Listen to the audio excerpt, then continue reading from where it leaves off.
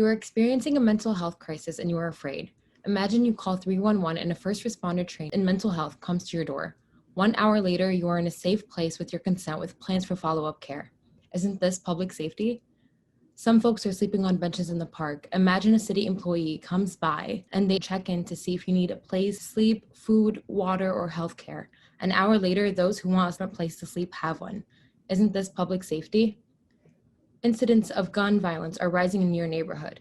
Imagine a trauma-informed crisis intervention team works with community activists to disarm and de-escalate conflicts. People doing harm are connected to services that address the underlying problem. Isn't this public safety? Someone is behaving erratically and is in harm's way.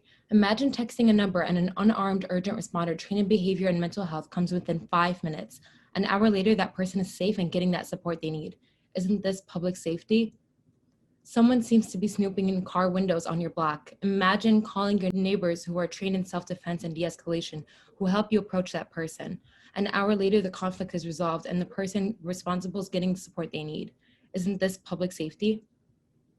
You are experiencing intimate partner violence. Imagine texting a number and trauma-informed intervention specialist meets you in a safe place. An hour later, you are working together to make a plan that will keep you safe long-term. Isn't this public safety? You don't realize, but your brake lights aren't working.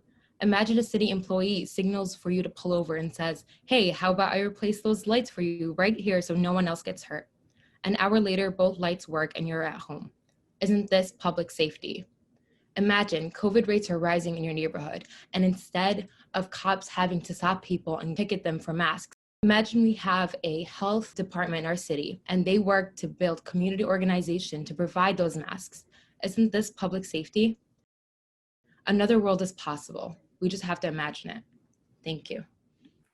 My name is Zeinab A. I'm a resident and a student in Dearborn Public Schools. This text is by Luna or at Conflict Transformation on Instagram.